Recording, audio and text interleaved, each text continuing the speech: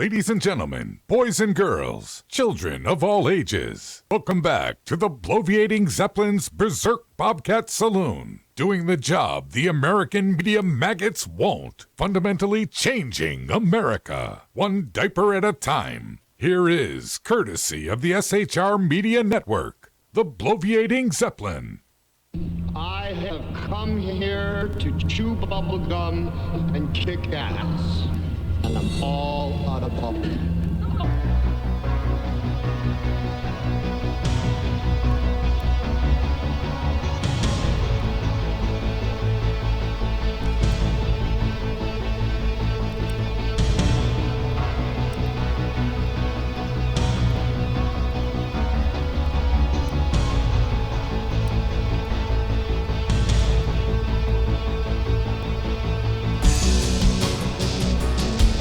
Ladies and gentlemen, boys and girls, children of all ages, welcome to the Bloviating Zeppelin's Berserk Bobcat Saloon radio show. Live and direct right here from the the sumptuous and palatial SHR Media Network. And Resplendent. Let's not forget Resplendent. Because it is, and I'm here, and it's a darkened studio, because it's late at night. Get a belly up to the bar, we've kept your seat. It's great to see you back. Tonight is, wow, the 1st of October, the year of our Lord 2019. October already. Kelly, hey, she's back to be your bartendress tonight. She pours with the best of them. The lava lamp is in fact lighted to, let me see, that's my right. That's right. There it is right there. My right, your left. Meaning that you can watch the show on the SHR Media Facebook page and the SHR Media YouTube channel and listen and chat in the official chat room at shrmedia.com. Gotta tell you, we don't water our drinks just like we don't water our conversation. Politics, religion, crime, culture, economics, race, sex, science, law. We talk about it all here at the saloon. Nothing is sacred. The speech is free, but the booze, she is not. All we ask is that you flush the toilet, jiggle the handle, and don't forget to tip your waitress. Tonight, kind of a solo act, kind of the act you've known for all these years. And no, it's not Sergeant Pepper. And I haven't had him on the show for a while. It's Kaiser Schuff. Kind of doing the riffing with each other, kind of riffing with each other, off each other kind of thing. That's going to be going for the full 2 hours. And we're glad you're here. Since I've been gone, wait a minute, I got to tell you this. Kaiser, my good friend, give me a call in. I got to tell you this. I am a great fan of Black Sabbath. So just before the show, as I'm putting everything together, I'm going through some old Black Sabbath songs. And I was playing through YouTube. I was playing and listening to Fairies Wear Boots. Dude, that dates to 1970. Black Sabbath was cool, way cool, in 1970. Then I was listening to their 2017 farewell concert, listening to Ozzy, listening to Tony Iommi. Tony Iommi is kind of a weird but really, really cool dude. Because Tony Iommi, he frets right and plectrums left. So where most guitarists, if you're watching on video, would be playing like this, Tony Iommi of Black Sabbath plays like this. So he frets with his right hand and then plucks or plectrum with his left hand.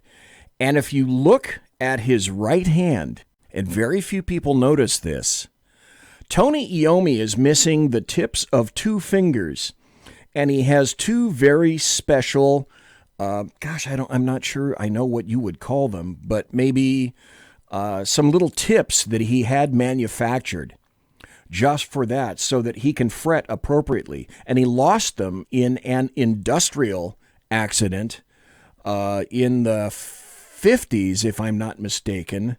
when he was doing that kind of stuff in England.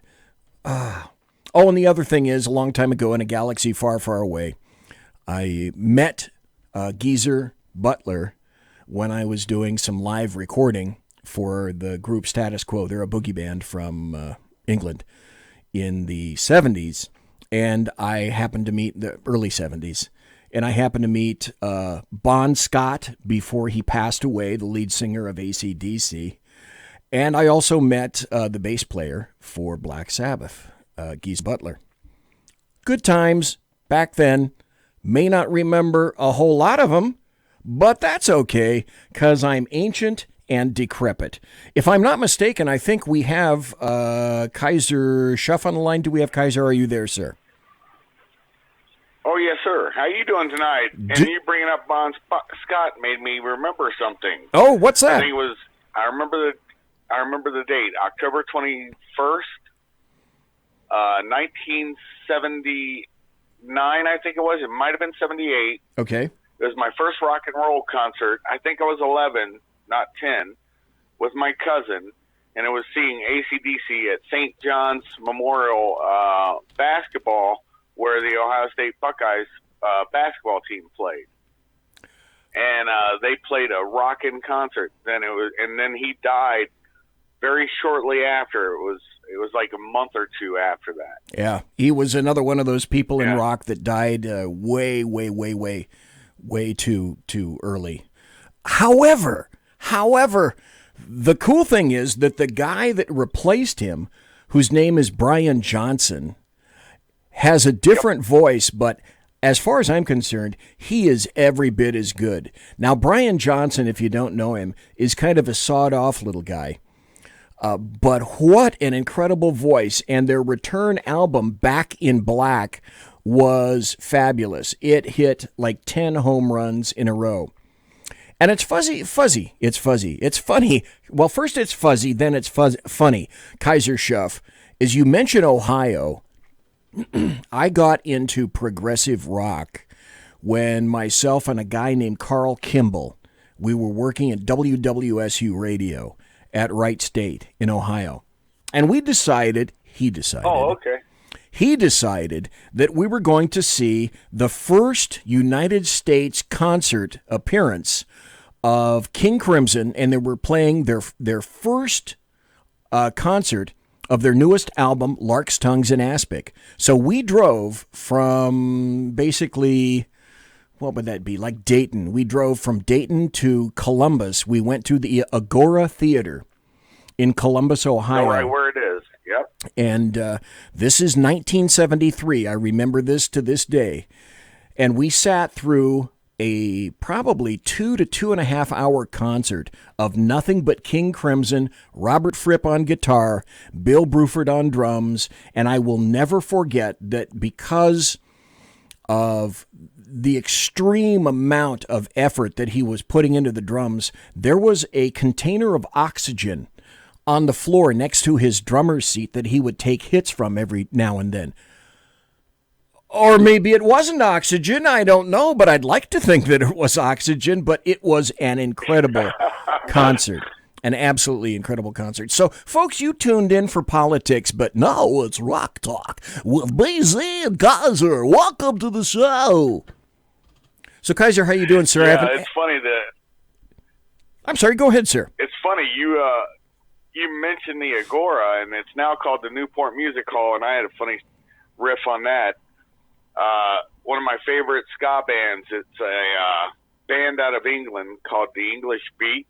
Okay. I saw them in the 80s, and then I saw them again after I was married, so that would have been in the late 90s. Okay.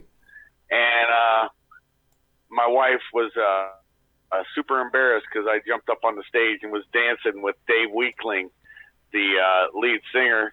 You know, I jumped up and started doing some ska. But yeah, no, that's good times, good thoughts. Do you? I know this is a silly question, but do you have video? And if you did have video, would you be embarrassed? No video, and no, I wouldn't be embarrassed because it was funny. Everybody, I'm like, I don't know. Well, no, it would have been Yeah, it would have been late 90s because I just turned 30, I believe. And as I'm getting off, it was funny, the security guy just comes up, taps me on the shoulder, and points me off the stage, and I walk down the steps, and all these other 30-year-olds are high-fiving me. So it was fun. Okay, another stupid question that just entered my brain housing group. A long time ago in a galaxy far, far away, I used to do extraditions. And an extradition is when you're a law enforcement officer, you'd go to another state in order to pick up somebody who was arrested on a warrant from your jurisdiction. And that was what I used to do when I was in warrants. And you'd have a partner, and you'd get on an airplane, declare your firearm, fly to wherever the hell you were flying. And I went on all sorts of free flights. I love the hell out of extraditions. I love the hell out of being in warrants anyway. But I can remember we went to, it was Christmas Eve. Before I tell you the story, and it is a story, Kaiser Schuff, have you ever sang karaoke? And if you have, was alcohol involved? Well, I've sang karaoke in Japan, and it was great over there because I'd sing Love Me Tender. It's the only song I can actually sing. Okay. And it was just funny. I just broke up with my fiance for reasons, and I was on Iwakuni, and we're out in town, so it's probably Hiroshima area. And all these Japanese girls were just, it was hilarious. Yeah, I have. But alcohol was involved, trust me. Yeah, it usually is. And isn't it funny how with alcohol, things just keep getting funnier? And the louder and the more obnoxious you are, the funnier things seem to get. Okay, quick story. It's 1991, 92, right around in there. So myself and my partner are on an extradition, and we're to pick up a guy. We landed we landed the day before Christmas. So it's the next day is Christmas Eve. So we land there, and we discover that in this town, Pendleton, Oregon, there's nothing open. And we're two young dudes in town. We're going to pick up a bad guy tomorrow and then fly back. But in the meantime, until we go to the jail the next morning to pick up our felonious bad guy, we're thinking to ourselves, we need to find some place to drink. Well, it's almost Christmas Eve, and as we spook around Pendleton, Oregon, there ain't no place open. None. So we go to the Holiday Inn. Now, that's not where we were staying. For whatever reason, we went to the Holiday Inn. The place is packed because we discovered it's the only place in town. And so we sang karaoke. I sang karaoke until we closed the place down at about 2 a.m. So I sang karaoke. This is my claim to fame. I sang Born to Be Wild by Steppenwolf and many other songs, including The Pusher by Steppenwolf, until 2 a.m., lubricated quite liberally with various potent forms of alcohol, none of which were tequila, I should care to add, and sang karaoke, and everybody there had a great time, and that's my Pendleton karaoke story. I tried to get my partner up on the stage to sing, but nope, he wasn't having any of it. I had a great time. So, karaoke on just about Christmas Eve in Pendleton, Oregon at the Holiday Inn. You can't get any weirder than that. Anyway, wow, we have got a great show. I don't know where we're going. I don't know what we're doing. Kaiser's going to riff off of me, and I'm going to riff off of him. Now, I do have some stuff coming up. I do have some audio cuts. I do have some stories. I think we'll probably have enough time to get to some happy stories. We'll be doing the breaks at the bottom and the top of the hour, just like normal. And a programming note. Tonight, I was trying to get Kurt Schlichter and Matthew Betley on so that they could riff back and forth with each other. And I thought, if I could just get these two guys on tonight, then maybe I'll set a precedent. They'll have a great time together, and then maybe I can get them back on the show like once a month, once every couple of months, because they're both military dudes. They're both authors. They're both conservative, and they're both writing books. Kurt Schlichter is an attorney. He's a retired Army colonel. Matt Betley is I don't know what rank he retired from, but he's a Marine. And so we've got Marines, we've got the Army. They're both conservative, but Matt Betley, it turns out he's writing a book right now, so he just didn't have the time. I invited Kurt Schlichter back October 15th. So, programming note. Kurt Schlichter is going to be in the Saloon October 15th. And then another programming note for everybody. Andrew Pollack, who wrote the book Meadow, his daughter Meadow was killed in Parkland, Florida. To my estimation, because of the leftist policies that were there in place because of the Broward County Sheriff et al. Involved in that. So Andrew Pollack has a book that just came out called Meadow. He's going to be here in the Saloon. I've offered him an entire hour.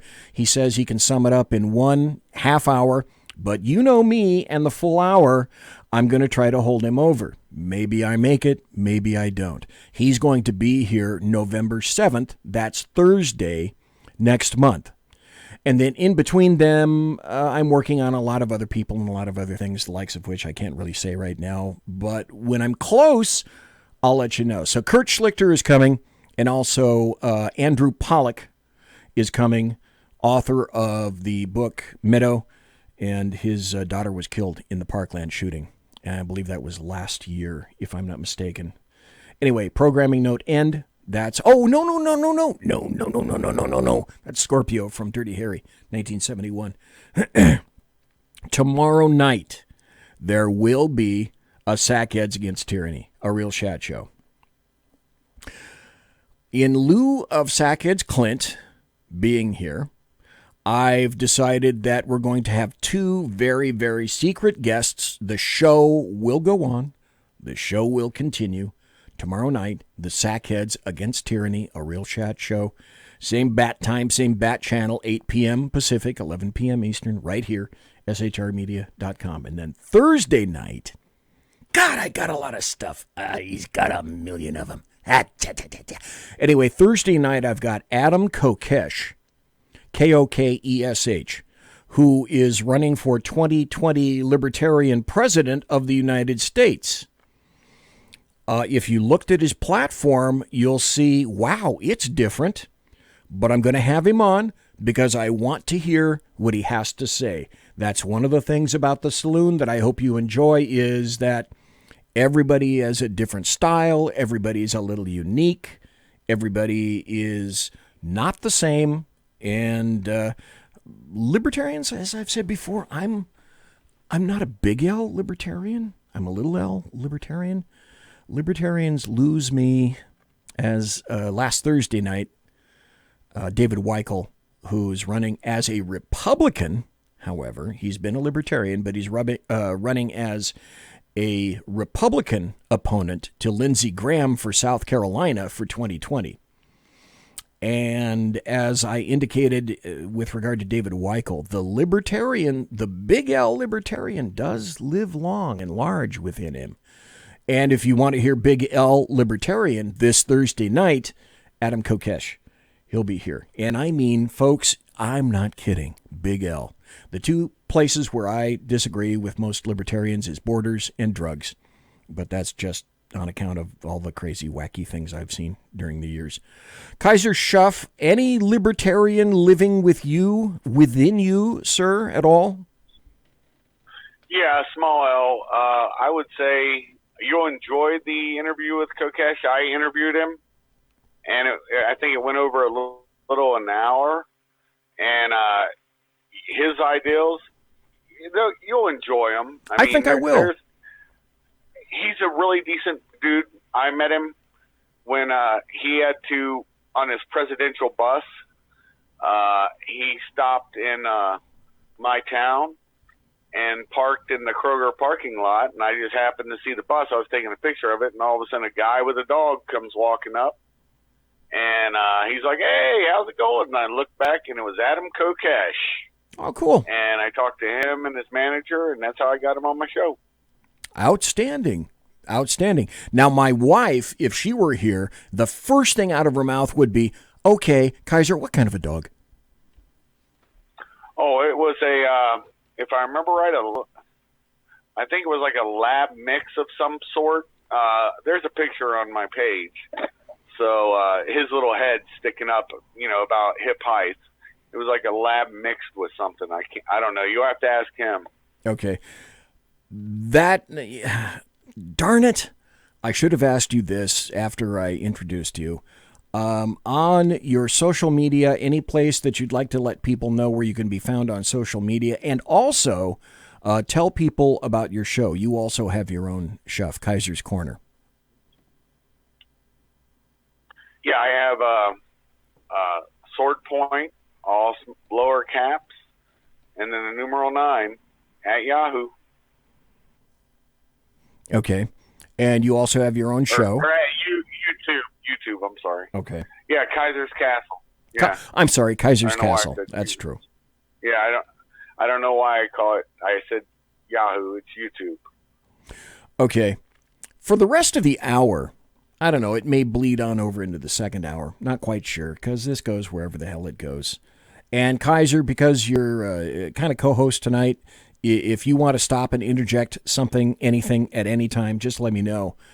I thought we'd address a little bit of impeachment material up front. Try to get things out in terms of the truth about what's happening here, why this may be occurring. And then I'd like to discuss with Kaiser what we both think, and maybe you think, the results are going to be in 2020, because I most def have some thoughts about that. But a gentleman with whom I am friends on Facebook sent me this video. I think it's about 6 minutes, 7 minutes, something like that, from Justice with Jeanine Pirro.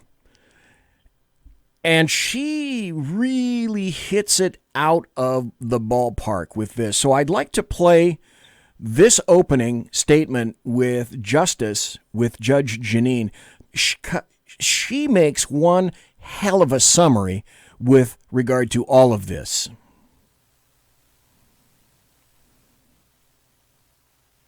Well, it'd help if I turned on the volume, wouldn't it? Okay, Judge, tell you what, stop right there, go back. Judge Jeanine, are you there? Yeah. Been under siege. There we go. Our commander-in-chief has been subjected to unprecedented maligning by the mainstream media, high-level Obama administration officials, and disappointed, disgruntled, and deranged Democrats. It's as though the White House is an ancient walled city with barbarians storming the gate, looking to annihilate the outsider beholden to no one. The American... Come on, Judge. Come on, Judge. Judge, you're not playing fair. All right, let's refresh this and see if we can do this again. Been under siege. There we go. Our commander-in-chief has been subjected to unprecedented maligning by the mainstream media, high-level Obama administration officials, and disappointed, disgruntled, and deranged Democrats. Definitely. It's as though the White House is an ancient walled city with barbarians storming the gate, looking to annihilate the outsider beholden to no one. The American people put in that house in 2016. The radicals have been resisting and salivating at the chance to get revenge for their 2016 loss. First, he was an illegitimate president. Then Russia, Russia, Russia, Stormy Daniels, taxes, and now the ultimate revenge, an attempt to impeach a president of the United States. For what? He broke the law. The president was guilty of a cover-up. Really? Before anyone even saw a transcript. The President of the United States and his actions in a telephone call with a head of state betrayed his oath of office, our national security, and the integrity of our elections. I think what the DNI did was broke the law. The President has been engaged in a cover-up all along. Why wait for a transcript of the hearing? Let's just take him down. Nancy... Yeah, she makes a good point. This came out before the transcript ever was released. Oh, gosh, wait. Who released the transcript? That would be the President of the United States. Didn't need direct knowledge. Partisan hearsay was good enough for her. Let the impeachment begin. The crime, they say, is that our president spoke to the president of Ukraine and asked a favor, quote, to find out what happened with the whole situation in Ukraine. CrowdStrike. Meddling in the 2016 election. How dare he? But America has been struggling for almost 3 years with that very issue. That's what the Mueller investigation that came up with nothing was all about. So let me see if I get this straight. The Democrats can investigate meddling, but the president, the chief executive of this nation, cannot? Democrats can spend $32 million of our dollars to tear the country apart and come up with no collusion and no meddling by the president with the Russians. And the president can't ask a favor that Ukraine look into the genesis of the meddling of that 2016 election? Really? He can't find out what Ukraine's role was in terms of the interference in the election? So basically what that means, think about this, folks, is that because Joe Biden is Joe Biden and he's in D.C. and he occasionally travels around D.C. these days and other parts of the United States for the next remaining year up until 2020 and for the next 4 years after that under Trump, because he's Joe Biden, I guess, according to leftists, he can never be investigated. Well, Kaiser Schiff, can he be investigated, really? Yeah. Oh, yeah, and I think, honestly, they're going to use him as a sacrificial lamb. I think what the gig is they're going to go after Biden. They're going to allow it to go on just to push him out of the race. And one big head fake I saw coming, I figured this was going to happen. You know, this Hillary came out again. He's not valid. He's a usurper.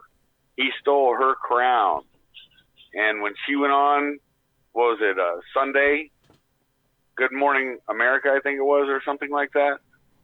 Her and Chelsea standing up there.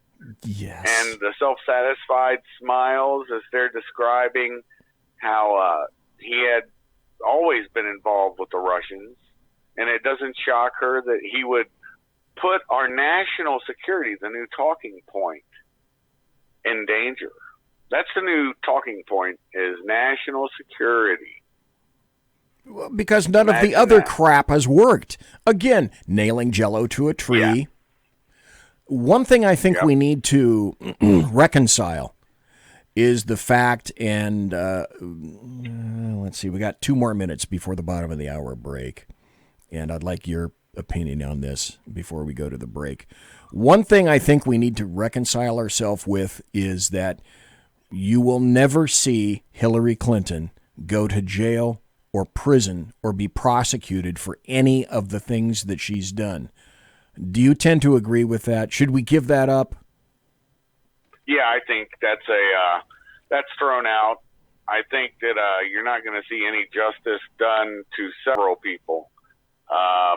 Just from the way everything's going, I think what you're going to see is a lot of prosecutions of SES, Special Executive Service, and SIS, Special Intelligence Service.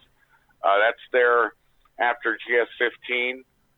That's where you go and you just keep going. And those people are the guys. The one time we had the show and I was explaining it, those people are the ones that are in for sometimes 20, sometimes 30 years. And they'll just wait out a president. And that's what they're doing now, is they're all slow rolling stuff. And those are people like under Pompeo at State, underneath all the different directors of the intelligence services, NSA, CIA, DIA.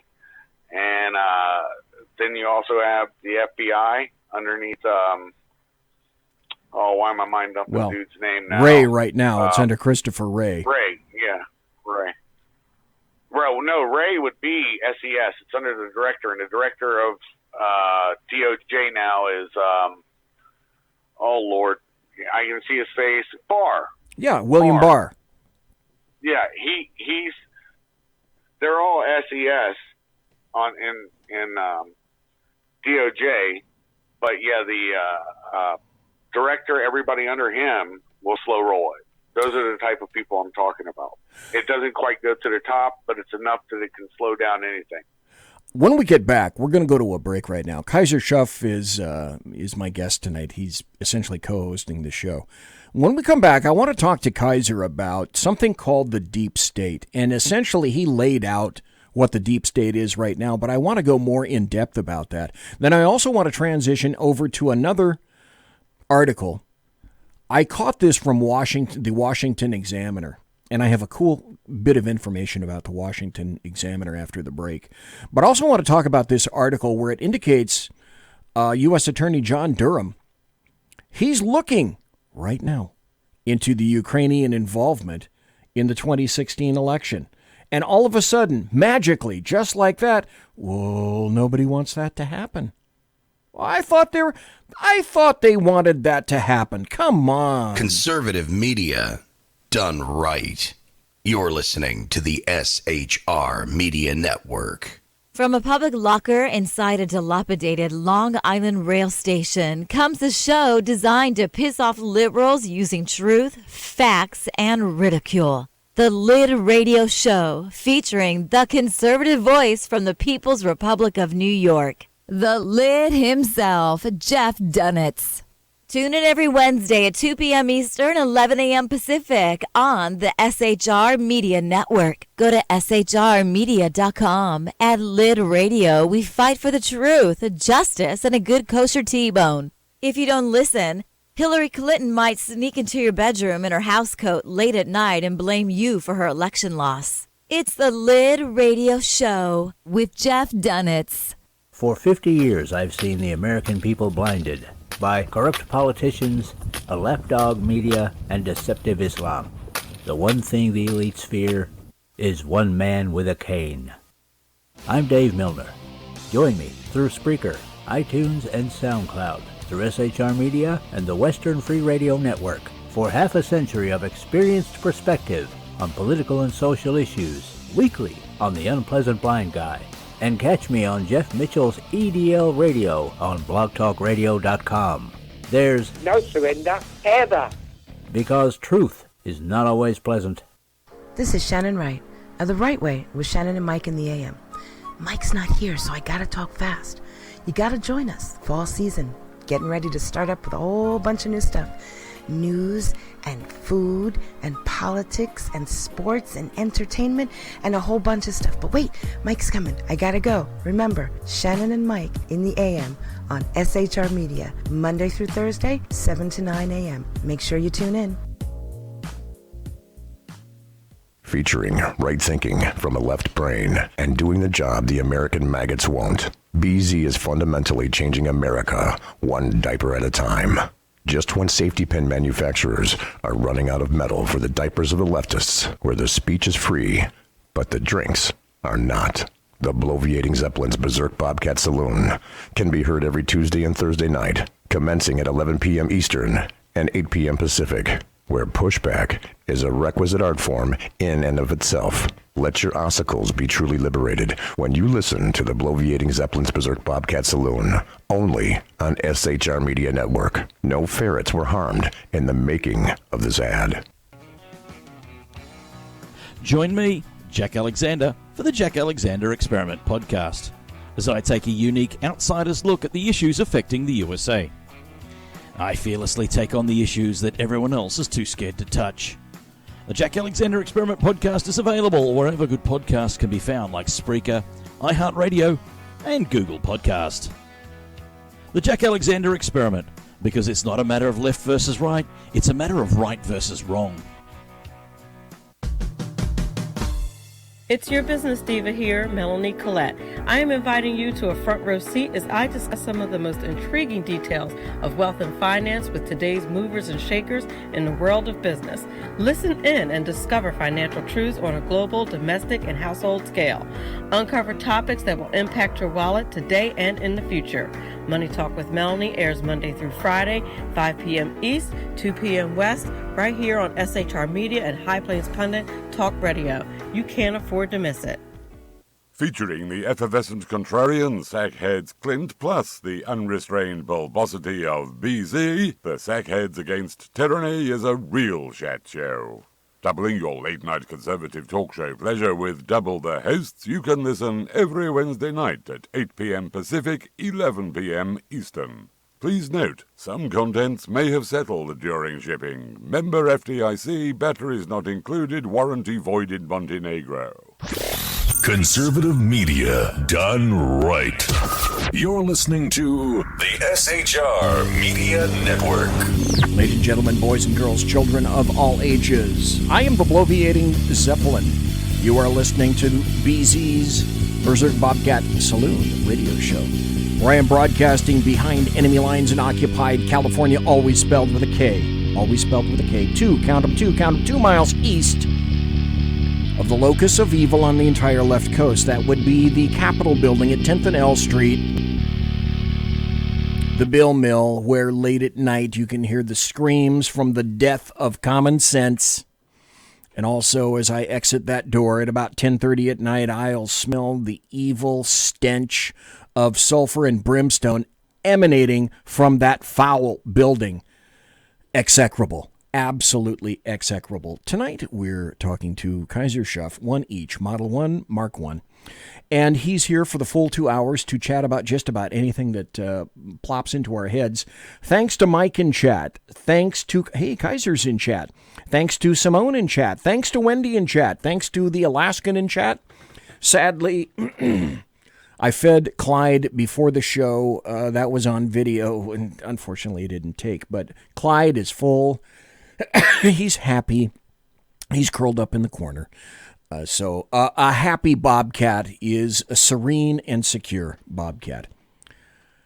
We spoke last, before the break, to Kaiser, and I said, dude, you basically gave a little bit of a definition of deep state, what that might be.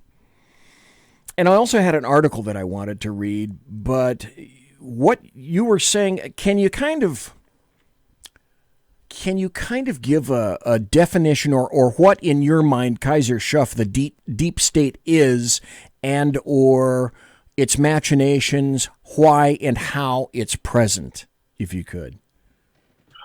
Yeah, well, they're executives for the Federal Service, and pretty much it's an appointment until they retire or get out. And, examples would be like Comey, just whoever is there, Barr. And once they're at that level in Federal Service, that's the bureaucracy. Right. Okay? So the bureaucracy, even though you have directors, the people under them can slow roll anything. So let's say Durham goes somewhere, finds some stuff. Well, before it goes up the chain of command, just like in the military or in law enforcement, it'd be like the assistant chief holding paperwork and maybe misfiling it or something, getting a case thrown out. Things can happen, right? Right, true. And losing evidence. So it's a form of corruption, honestly. And when people talk about red tape, that's what they mean. Red tape a lot of times can be cut. We used to say in the Army, you had the E4 Mafia, the Specialist Mafia, and in the Marine Corps, the Lance Corporal Mafia. And if you knew some of them, then you could get stuff done. But let's say you had to do it the normal route, you would have the people who wanted to keep their jobs forever, afraid to get fired or whatever. I don't know the mentality of it. I never had that. I always did my job. But you would have them like, oh, you got to do this, you got to do this, you got to do this. And the Spec Force is like, nah, here's this paper, fill it out. Okay, we'll get it done. And it'd get done. And it's the same way. Well, it's like the BMV. The easiest way to describe it to people is you have good BMVs, Bureaus of Motor Vehicles, and bad. And like our local BMV, you're in and out probably within 10, 15 minutes. Even if they're packed, they move people. If you go into the larger cities that are surround, you could be there all day or half a day. You understand? Right, exactly. Because these are the people you don't want to piss off. Can I update a little bit and give you my version of the deep state? And that is this. Bureaucrats will come and go. Elected, appointed individuals, leaders, air quotes, leaders, will come and go. Comey came and went. Wray, he will come and go. But the people that are in various places whose job it is to be in all sorts of various bureaucratic government drone type positions, they already have and have had in their minds for years and years a bias in their jobs. And as you indicated, it's fairly easy for them to throw up all kinds of bureaucratic roadblocks to slow roll any and every process, and that is occurring these days. We discovered that when John Communist Brennan, decided that his enemy was Trump, weren't we told all 17 intelligence agencies were absolutely unbiased and apolitical? When, oddly enough, we discovered that unbiased and apolitical was exactly what these people are not. So the deep state, to me, are the people that have the ability to salt the fields and throw mines in the fields because they have a fairly good understanding of the process of government, how it works, and how they can interfere, make things disappear, make things go their way, whatever it is that they want. Is that another alternative view of what the deep state may be? Oh, yeah. When you said the bias, you're right. In the 60s, the radicals, they hid out in academia. They hid out in government service. And they also hid out in Hollywood. And you're right about Brennan. He not only was he a communist and voted for a communist, Bob or Robert, whoever it was back in the day, but he did convert, and there's stories that people say, no, he didn't. Yeah, during the Gulf War, I was in the Kingdom of Saudi Arabia, and during that time, he was CIA station chief in Riyadh, and he did convert to Islam. And, I mean, that was the talk. All of us are like, why is the CIA station chief, you know? And they used to always push us these pamphlets from WAMI, World Association of Muslim Youth. It's written in English. And they gave us Qurans, you know, the Saudis we worked with. And it was always a big push for us to convert. And I guess he succumbed, or I don't know, maybe he didn't really have any beliefs, being a communist and probably an atheist at that time, before that. But see, this is one of these things, folks, that you never hear about. And that's one of the reasons that I enjoy having Kaiser Schuff on the show. I don't come from a military background. I come from a law enforcement background. Kaiser comes from a military background, and I enjoy the perspective that he provides. Also told you before the break that there's a news story that just came out from the WashingtonExaminer.com. I also said there was something very interesting about the Washington Examiner. Tried to get her on the show. She's so damn busy, and one of these days I will be able to. I knew her in college. Her name is Susan Katz Keating. I've had her on the show twice before. She is an actual, real, honest-to-God journalist with ethics. And I know what you're thinking. Did I fire 6 shots or only 5 at the journalist? I know what you're thinking. But she truly is an honest-to-goodness journalist who wants to look at every aspect of a story. And I sent her congratulations about a week ago. She's now an editor at the Washington Examiner. So if there's another reason that perhaps you might want to read a publication that issues from D.C., my suggestion would be, as I do, check the Washington Examiner. That's a great place to go for news. God, there's another guy that writes for the Washington Examiner I can see him right now. He wears glasses. He's on some of the talk shows sometimes, but he's also a great columnist from the Washington Examiner. But here's the article. U.S. Attorney John Durham looking into Ukrainian involvement in 2016 election. But the funny thing is, that's not what the leftists and the Democrats and the American media maggots want these days. The Justice Department revealed that U.S. Attorney John Durham, picked by Attorney General William Barr to look into the origins of the Trump-Russia investigation, so he's doing what the Democrats have wanted. He's investigating whether Ukraine was involved in the 2016 election efforts. Damn it, Jim. But now it looks like Joe Biden, by dint of his son, is involved as well. What do we know about, what are some of the things that we know about the whistleblower? One of them is that the whistleblower had no direct knowledge of the Trump phone call. The whistleblower just had hearsay.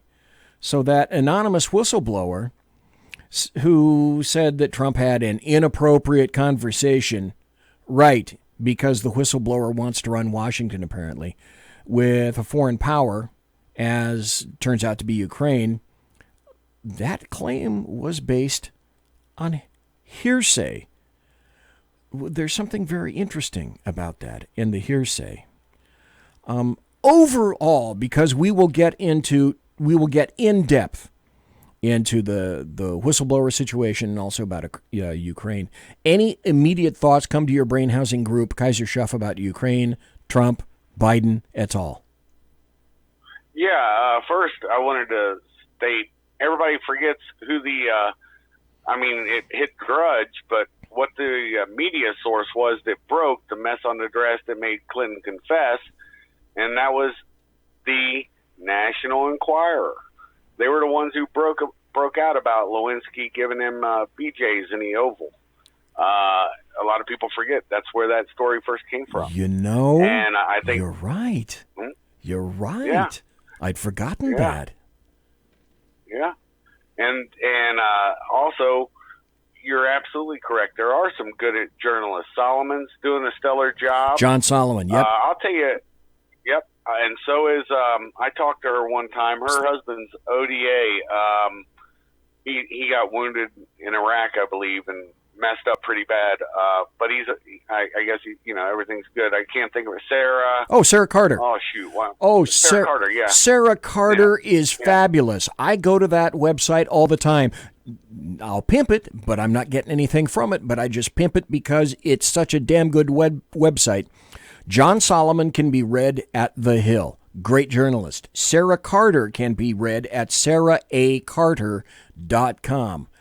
Just like Washington Examiner. I'm sorry, go ahead, Kaiser. I was just going to say, and two left. One's a comedian, but he does have a talk show on, and that's Dave Rubin. Phenomenal on his... He's just an average... He's what Democrats used to be, brother. Classical liberal. And the other one, this will blow you away, Tim Pool.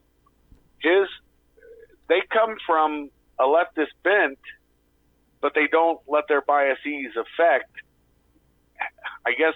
the way that they report something. They look at both sides, and that's what you're supposed to do. Look to the extreme left, to the extreme right, and the truth always lies in the middle. Exactly. There's some of the evidence about this. There are sworn statements from two Ukrainian officials admitting that their agency tried to influence the 2016 U.S. presidential election. This is what you're not hearing, in favor of Hillary Clinton. And that included leaking in a ledger showing payments to then Trump campaign chairman Paul Manafort. There are contacts between Democrat figures in Washington and Ukrainian officials that involve passing dirt on Donald Trump. There are financial records, fiscal records, showing a Ukrainian natural gas company which routed more than $3 million to American accounts tied to Hunter Biden, younger son of then Vice President Joe Biden, who managed U.S.-Ukrainian relations for the Obama administration. Imagine that. And Biden's son served on the board of a Ukrainian natural gas company. If you hear Burisma Holdings, that's from the Ukraine. And then the other thing that I love is that Biden was absolutely adamant that he had no idea that his son was involved. And then a photograph came out with he and guys from Burisma and his son on a golf course, which completely negated that. Totally. Completely. That was classic. It was classic. It was fabulous. It doesn't get any better than that. And yet people say, well, there's no evidence of Biden doing anything. There's no evidence of him under the Obama administration. Really? Because I'm going to play again the audio, which is actually video, of Biden bragging on camera that he got the Ukrainian prosecutor who was prosecuting his son Hunter Biden for that $1 billion fraud. He got that prosecutor fired by threatening to take away Ukraine's $1 billion loan guarantee. Where's the evidence on Trump? Do we have it on video? No, we have it on Biden, though. Over convincing our team or others to convincing us that we should be providing for loan guarantees. And I went over, I guess, the 12th, 13th time to Kyiv. And Kiev, I dummy. was supposed to announce that there was another $1 billion loan guarantee. And I had gotten a commitment from Poroshenko and from Yatsenyuk that they would take action against the state prosecutor, and they didn't. So they said they were walking out to the press conference. I said, no, I said, I'm not going to, we're not going to give you the $1 billion. They said, you have no authority. You're not the president. The president said. I said, call him. I said, I'm telling you, you're not getting the $1 billion. I said, you're not getting the $1 billion. I'm going to be leaving here. And I think it was, 6 hours? I looked, I said, I'm leaving in 6 hours. If the prosecutor's not fired, you're not getting the money. Well, son of a bitch. Got fired. And they put in place someone who was solid at the time. I remember. Yeah. So to me, that means quid meet pro quo. Right there on video and audio that I just played. But the other thing. Oh, yeah. Go ahead, Kaiser. I said, oh, yeah, the malfeasance of that also. It's not just, that abuse of power.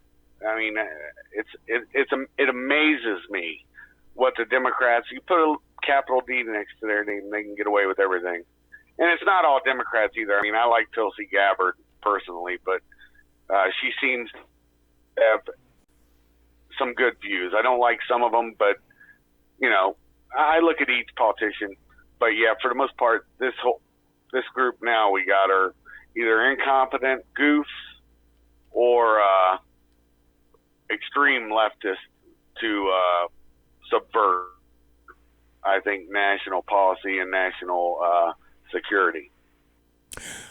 The other thing that I found very interesting was the Intelligence Inspector General found that the whistleblower, him or herself, had bias in favor of the rival candidate of Trump from the very get-go. A senior Trump administration official told Fox News late Tuesday the administration will release a document showing the intelligence community IG found the whistleblower who leveled an explosive accusation against President Trump concerning his talks with Ukraine had political bias in favor of a rival candidate for the president. Imagine that. Shock of shocks. Then we discover, and you spoke about Kaiser, deep state. How deep state is this? Because then we discover the whistleblower was identified as a CIA officer who was detailed to the White House. What did I just say about the 17 intelligence agencies who screamed from the top of the towers that they were unbiased and apolitical? Comey swore it as well. Every Democrat, every leftist, every American media maggot swore that they were apolitical until we discovered that they're political as hell. Well, remember what Schumer said? I can't remember the name of the show he was on, but he said they have 7 ways to Sunday to come back at you in the IC. So the IC intelligence community. Right. And he's not wrong, because you got to remember, under 8 years, first time that I know of that the NSA's antennas, their job, National Security Agency, is to look outward to threats. We have the FBI and everybody else to work inward. But they turn their microphones inward for the first time under Obama. Well, and it was because they wanted to get dirt on Trump. One of the very first things we recognized and realized, folks, is that when President Trump I don't even think he was elected yet, was saying that he was wiretapped at the Trump Tower. Everybody went, you moron, until it turned out that, yeah, he was wiretapped. What he meant to say was surveillance was conducted against him. But yeah, same damn thing. He was wiretapped. Then there was this. Oh, yeah. The whistleblower who filed that complaint talking about Ukrainian President Zelensky and Joe Biden and his son. He is a CIA officer, and the New York Times reported that Thursday. Kind of surprised at that. But on the other hand, are you, Kaiser Schuff, surprised that the whistleblower is a member of the CIA? Amazing. Not really, because CIA and State Department. Remember, I worked for Democracy International, USAID, a bunch of different, companies doing what I do for a living. Right. And the interesting thing that you'll find is it's got a severe leftist bent. Like I said, these people, they get into NGOs. They also infect government service. And at one level or another, they're all indoctrinated because they have to go through all these courses and, whatever it is, gender or whatever. And you're always going through some BS course, just like in law enforcement. You know what I'm talking about. And so they become, I don't know how to say it, lockstep in thought process. Right. And their egos are involved. They think they wield a lot of power. Sometimes they do. It's sort of the same way in the military too. But like with the terminologies of those, when they wield that power, they're just in such lockstep that you don't have to give somebody an order to do something if they all believe the same thing. And the CIA out of all the intelligence agencies, because they have the least amount of former military, DIA heavily military, and NSA is about half and half. And those agencies, the NSA is probably second to the CIA, where they are on a severe leftist bent, and it got even worse under the last 8 years. Because remember, everybody in the SES serves at the president's pleasure. And so he could fire all the brass, and then their edicts coming down, force-feeding everybody else, they have to comply with. And he didn't need to give any orders. They'll do what the new policy is, and they wrap it in policy, and then corporate cram down their ass. And that's really how it functions, unfortunately. Folks, I'm probably going to end up reading a large portion of the transcript tomorrow on the Chat Show. But for right now, I'd like to read the first primary paragraph that I'm betting no one has heard or read to you, or you haven't read yourself. And you tell me where the quid pro quo and where Biden is specifically mentioned in this first paragraph. And then I'll give you the response from Ukrainian President Zelensky. It starts with this. This is the president. I'd like you to do us a favor, though, because our country has been through a lot and Ukraine knows a lot about it. I would like you to find out what happened with this whole situation with Ukraine. They say crowd strike. I guess you have one of your wealthy people. The server, they say, on Ukraine has it. There are a lot of things that went on, the whole situation. I think you're surrounding yourself with some of the same people. So Trump is showing concern for the president of Ukraine right there. I would like to have the attorney general call you or your people, and I would like you to get to the bottom of it. As you saw yesterday, that whole nonsense ended with a very poor performance by a man named Robert Mueller, an incompetent performance, but they say a lot of it started with Ukraine. True. Whatever you can do, it's very important that you can do it if that's possible. Does that sound like a threat? And does that sound like quid pro quo, Kaiser Schuff? No, it doesn't sound like either of them. It's him making suggestions. The prime minister doesn't have to do, or president, whatever they call themselves over there in Ukraine, does not have to comply with what the U.S. wants. And also, from what I heard, the Ukrainian prime minister, president, didn't even know that the military aid hadn't been already issued out. So that wasn't like a sword of Damocles being held over his head. That's exactly right. That's exactly right. Chronology is extremely important in this. I'm going to go to the reply very quickly, then we're going to go to the break, come right back with Kaiser Schuff. Zelensky replies, he says, yes, it's very important for me and everything that you say just mentioned earlier. For me as a president, it's very important, and we are open for any future cooperation. We're ready to open a new page on cooperation in relations with the United States and Ukraine. And that sounds pretty obvious to me. One of the reasons that people left or are leaving or have left Ukraine in the past is it's one, and continues unfortunately to be, one of the most corrupt nations in Europe. So they've had a massive industrial and brain drain out of Ukraine. It's very sad. We'll be back right after this. More with Kaiser Schuff, and I'm BZ right here in the Saloon. Conservative media done right. You're listening to the SHR Media Network. From a public locker inside a dilapidated Long Island rail station comes a show designed to piss off liberals using truth, facts, and ridicule. The Lid Radio Show, featuring the conservative voice from the People's Republic of New York, the Lid himself, Jeff Dunitz. Tune in every Wednesday at 2 p.m. Eastern, 11 a.m. Pacific on the SHR Media Network. Go to shrmedia.com. At Lid Radio, we fight for the truth, justice, and a good kosher T-bone. If you don't listen, Hillary Clinton might sneak into your bedroom in her housecoat late at night and blame you for her election loss. It's the Lid Radio Show with Jeff Dunitz. For 50 years, I've seen the American people blinded by corrupt politicians, a lapdog media, and deceptive Islam.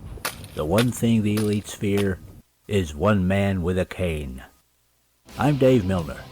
Join me through Spreaker, iTunes, and SoundCloud, through SHR Media and the Western Free Radio Network, for half a century of experienced perspective on political and social issues, weekly on The Unpleasant Blind Guy. And catch me on Jeff Mitchell's EDL Radio on blogtalkradio.com. There's no surrender, ever. Because truth is not always pleasant. This is Shannon Wright of The Right Way with Shannon and Mike in the AM. Mike's not here, so I gotta talk fast. You gotta join us. Fall season. Getting ready to start up with a whole bunch of new stuff. News and food and politics and sports and entertainment and a whole bunch of stuff. But wait, Mike's coming. I gotta go. Remember, Shannon and Mike in the AM on SHR Media, Monday through Thursday, 7 to 9 a.m. Make sure you tune in.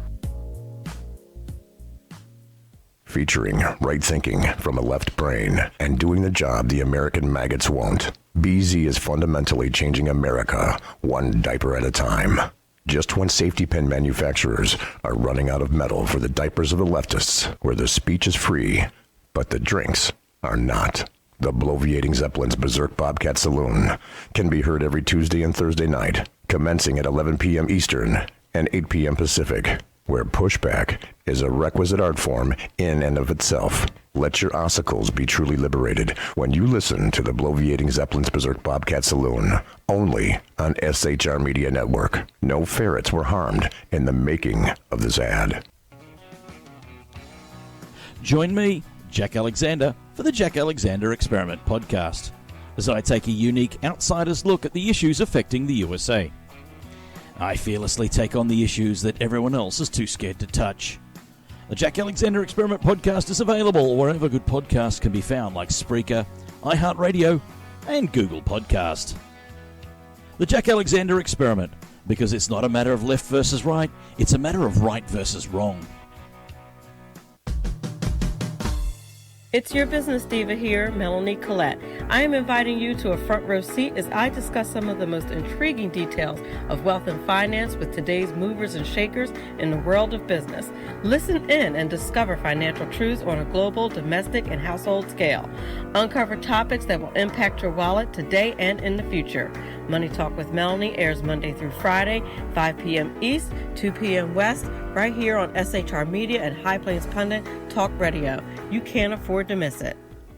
Featuring the effervescent contrarian, Sackheads Clint, plus the unrestrained bulbosity of BZ, the Sackheads Against Tyranny is a real chat show. Doubling your late-night conservative talk show pleasure with double the hosts, you can listen every Wednesday night at 8 p.m. Pacific, 11 p.m. Eastern. Please note, some contents may have settled during shipping. Member FDIC, batteries not included, warranty void in Montenegro. Conservative media done right. You're listening to the SHR Media Network.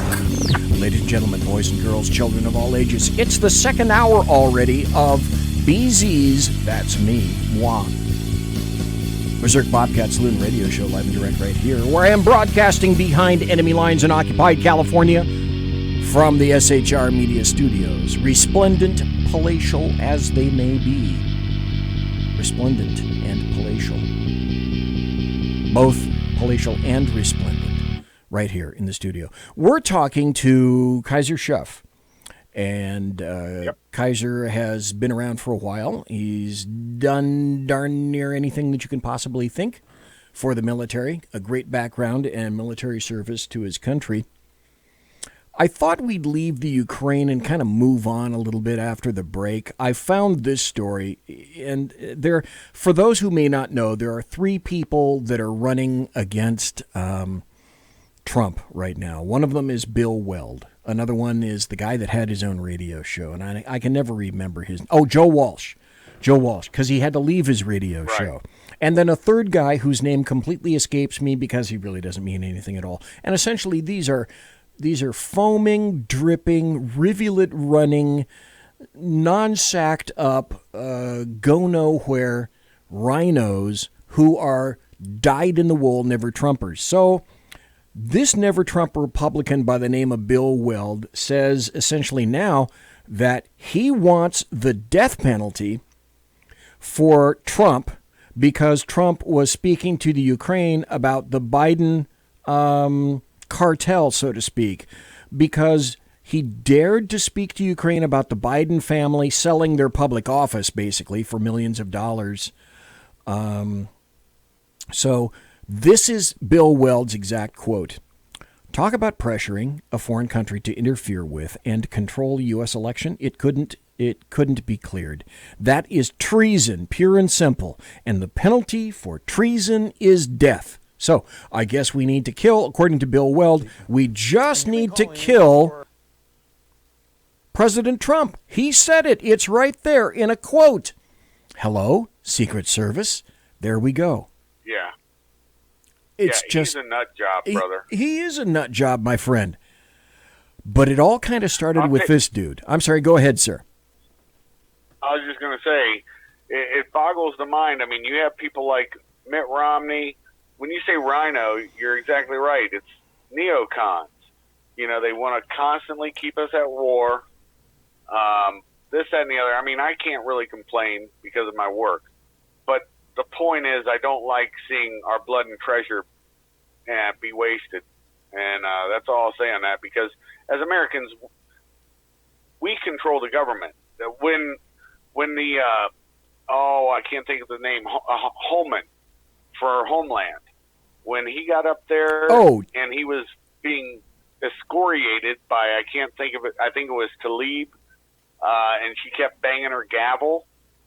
And he's like, I pay my taxes, I pay your salary. You know, everybody else is running over time. It was fine. But when he had to run over a little bit, she starts going nutty. It was crazy. No, it is. It's an example of it. It is absolutely an example of it. It all started, and I'm glad. I've said this before, and obviously I will continue to say it. The internet is a wonderful repository, and it's a great memory if you know how to get to it and to access it, to pull up information that most people and many people wish that you never had or never accessed. And one of those things, there's a dude from Texas. Ugly as hell. Don't know why anybody... Well, anyway, that's an ad hominem attack, BZ. Stop it.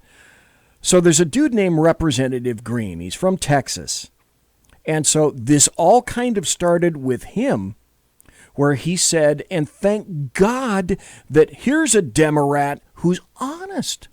I value two things, honesty and clarity.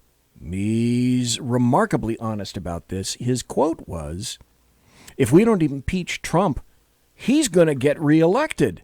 Really? So this is what he said. You've been calling for starting articles of impeachment since 2017. Yep. But a new Quinnipiac poll taken after the release of the redacted Mueller report found that 66% say Congress should not start impeachment proceedings. And there's a sharp partisan divide, as we all know, with only 4% of Republicans favoring impeachment. Congressman, are you concerned that impeachment talk may actually help the president's reelection? I'm concerned that if we don't impeach this president, he will get reelected. If we don't impeach him, he will say he has been vindicated.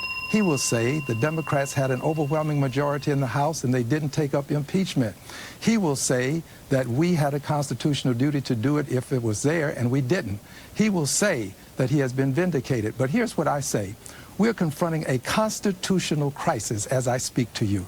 As I look the people of America in the eye, I'm telling you, we have a constitutional crisis. When the chief executive officer, the president of the United States, refuses to comply with subpoenas and says he will order others to do so, this creates a constitutional crisis. But this isn't the genesis of it. It started when the president decided he would fire Mr. Comey for his failure, as a result of his desire not to be investigated. Stop.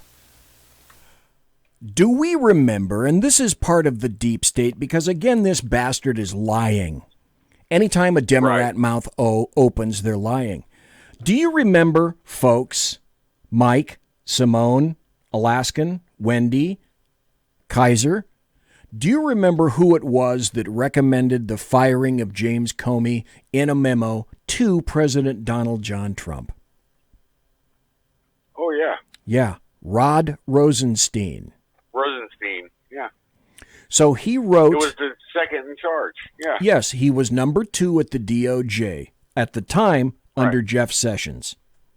He wrote the memo. This stemmed from DOJ. Until that memo, do we have a firm evidence indicating that Trump was planning to fire Comey? He'd been saying that he was considering it, but the memo goes from DOJ over to the Oval Office. It occurs, and then all of a sudden, it's Trump's fault. And then DOJ falls back on, oh my God, firing Comey is terrible after you recommended it, comma, you fuckers. But we conveniently seem to forget about that. How bizarre. We forget where that recommendation came from. Well, you have the idiots like, it's the thing I always talk about, punching right. You know, you have, this isn't your particular brand of conservative, right?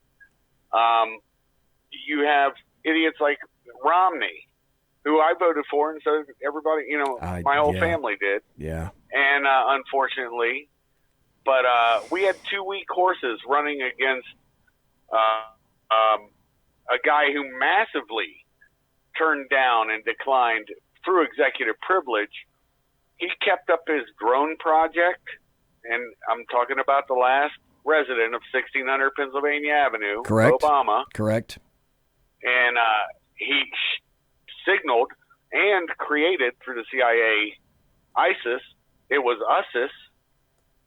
And, we have an Air Force that's really good at dropping gear out of the combat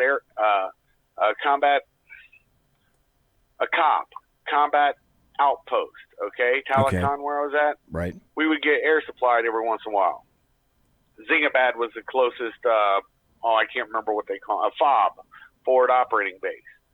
And anyways, the Air Force would sometimes miss a drop, and you'd have to take the little gators out to go grab the gear.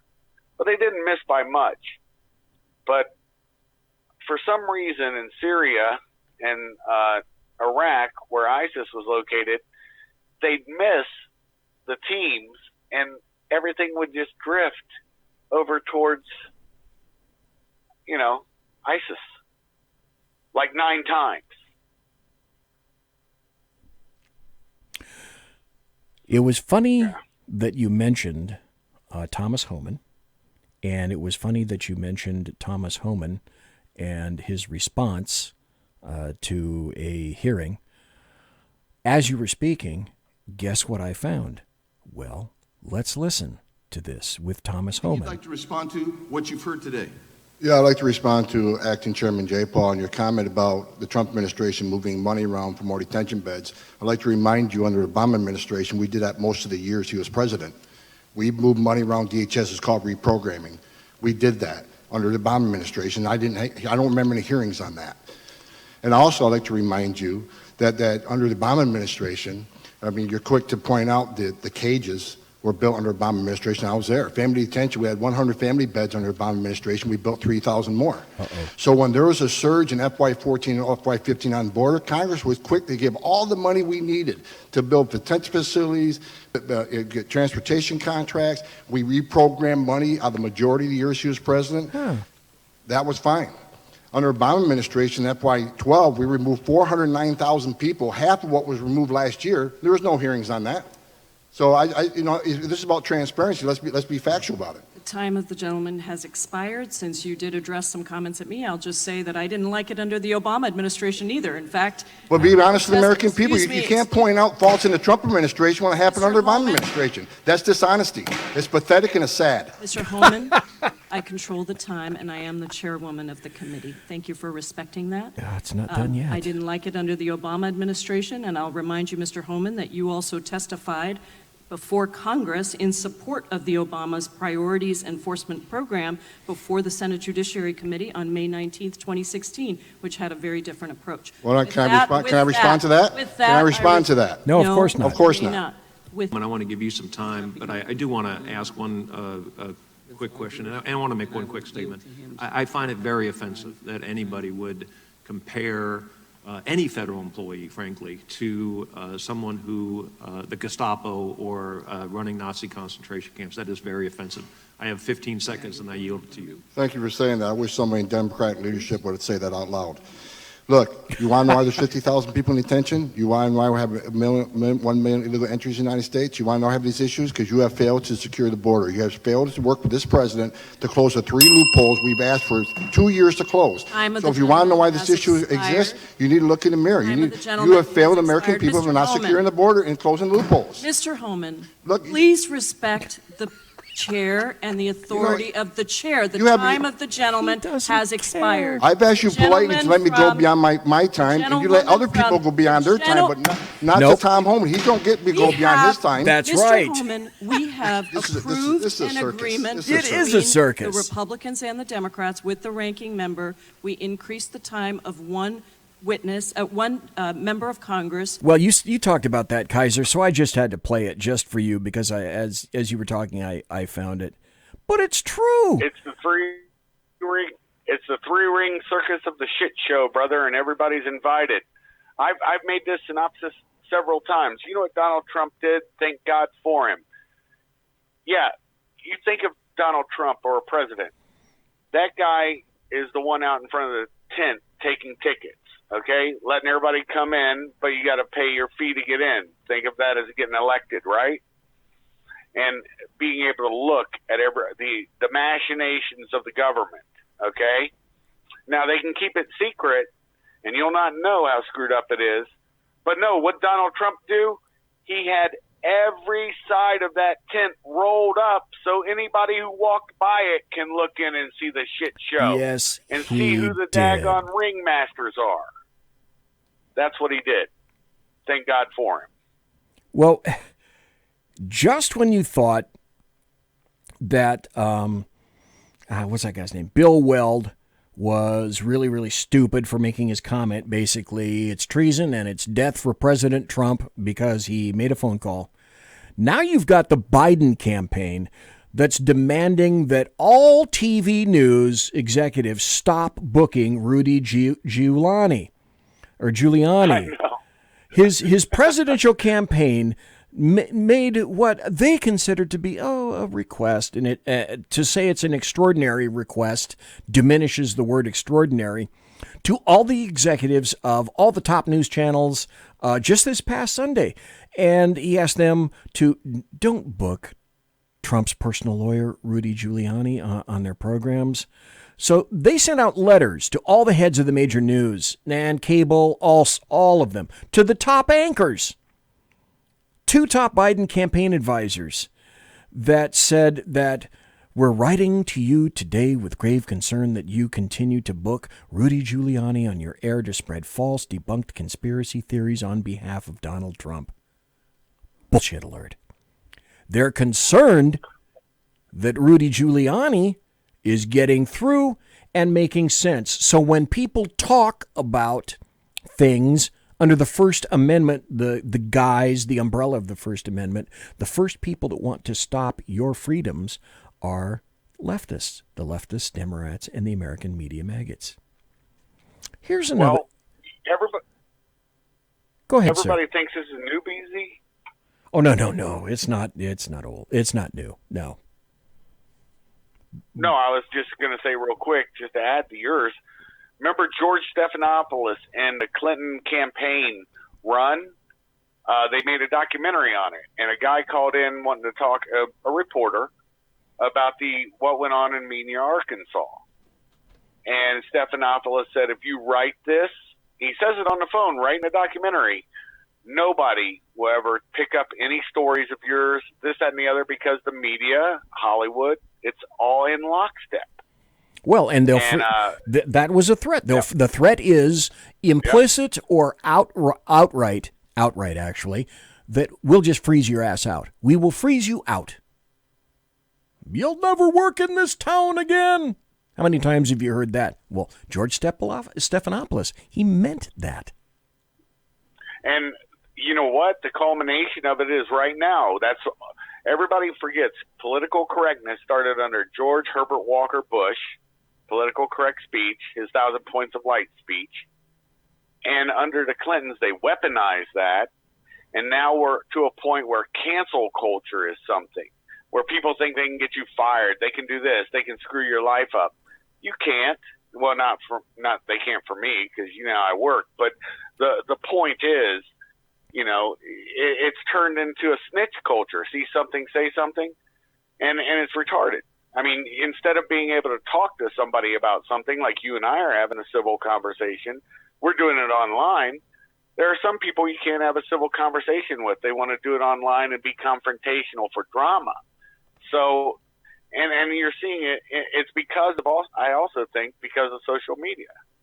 And I think it's becoming a problem. But I don't care. I mean, you know me. I don't give a shit about nothing. But I just thought that was interesting to see how it's progressed from the days of George Herbert Walker Bush. The cancel culture is very interesting. As I indicate, the leftists, it's the leftists and rhinos, because we can't forget about Bill Weld, who don't want you to speak. Right. Who think that you shouldn't be able to speak, you shouldn't be able to write, you shouldn't have an opinion, and anything that you say should never be heard.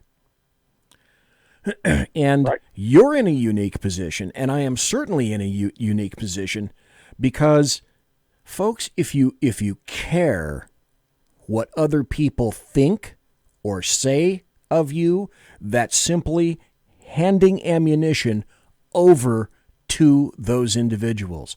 Do I personally care what anyone says about me? No. Can they hurt me? No. Can they go to my job and make it hell for me? No. I'm retired.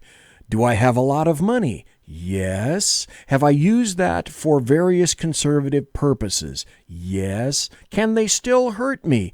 No. Primarily, why not? Because I don't care. If you say one word in and of itself and 3 words together in a phrase are some of the most liberating words and phrases on the entire planet, and I encourage everyone listening to this show today to embrace them. with maximal efficiency. The first word that you should use multiple times a day. A single word, 2 letters, no. It's liberating. It's absolutely liberating. The other phrase that you should use, I just told you. I don't care. That's massively liberating as well. People only can hurt you if you allow them to hurt you. If you're talking physicality, if you're talking physically, that's an entirely different venue, and gloves are off, boys and girls. I'll address that when it hits me right in my Gesicht. Up until that point, there you go. No is massively liberating. Can I have no? You know, you're a fill in the blank. I don't care. I don't care. Nor do I care. It should be embraced. And I got another story. This is another story. This just came out recently. This is from Breitbart. Remember Adam Schiff?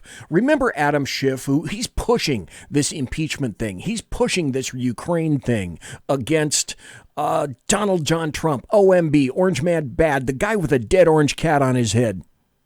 Why is it now that we just discovered that a Schiff, an Adam Schiff, who's the chairman of the House Intelligence Committee, why is it that Adam Schiff, a staffer of his, made an August visit to a think tank backed by Hunter Biden's old employer, a staffer for Representative Adam Schiff's House Permanent Select Committee on Intelligence, took a trip to Ukraine last month, sponsored and organized by the Atlantic Council think tank. All of these bastards have links to Ukraine.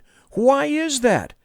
Are we not discovering, Kaiser Schiff, this is a continuing mantra, that essentially everything all the Republicans and Donald Trump are being accused of, leftists, Democrats, and the American media maggots we discover are themselves complicit with or responsible for or have done the very same thing earlier or now. Is that not a truism? No, that's a very truism. When you talk about old Adam Schiff, I find it funny. This also came out in the news. No real response to it.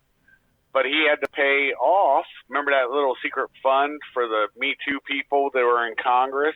Yeah. Where they would pay somebody off if something happened? Well, it was never a secret in D.C. that Shifty likes men.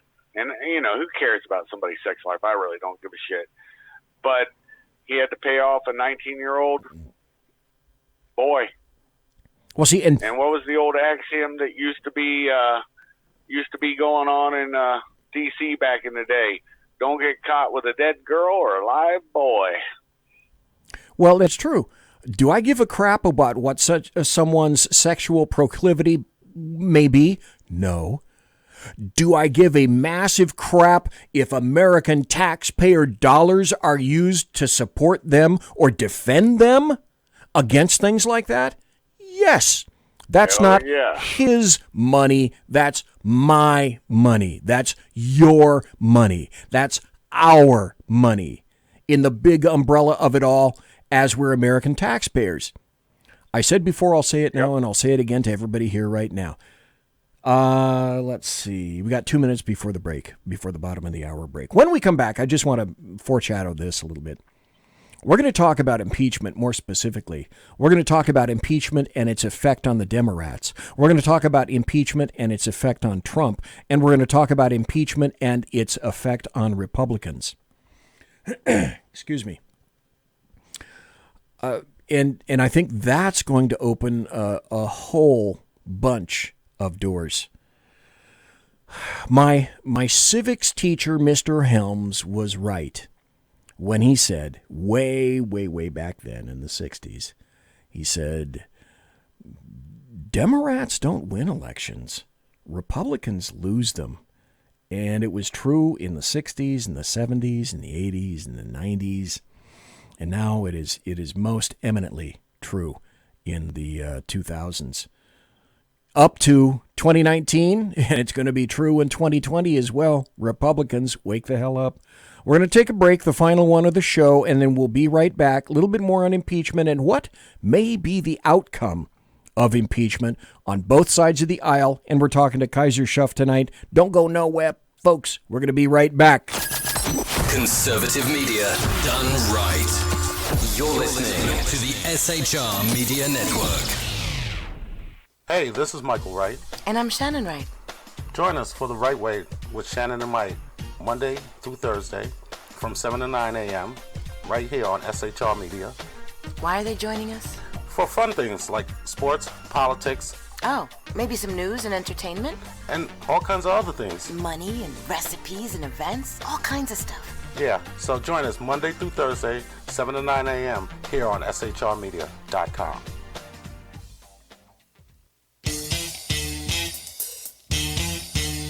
From a public locker inside a dilapidated Long Island rail station comes a show designed to piss off liberals using truth, facts, and ridicule. The Lid Radio Show, featuring the conservative voice from the People's Republic of New York, the Lid himself, Jeff Dunitz. Tune in every Wednesday at 2 p.m. Eastern, 11 a.m. Pacific on the SHR Media Network. Go to shrmedia.com. At Lid Radio, we fight for the truth, justice, and a good kosher T-bone. If you don't listen, Hillary Clinton might sneak into your bedroom in her housecoat late at night and blame you for her election loss. It's the Lid Radio Show with Jeff Dunitz.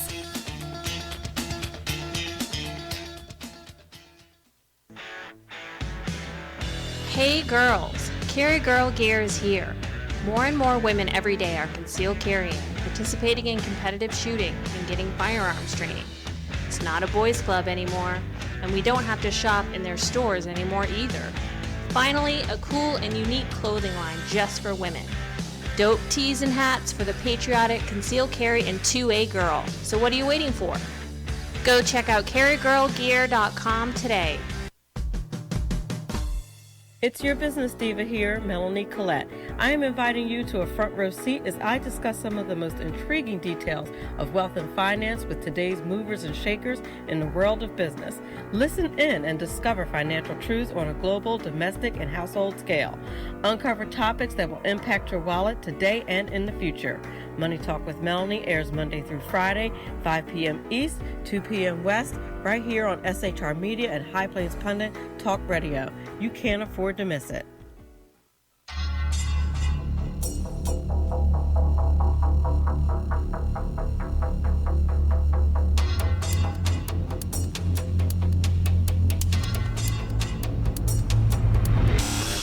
The new show on the SHR Media Network, Sackheads Against Tyranny. On shrmedia.com. Go there quick like a bunny, 11 p.m. Eastern, 8 p.m. Pacific, every Wednesday. Live and direct on the SHR Media Network. shrmedia.com. Be there.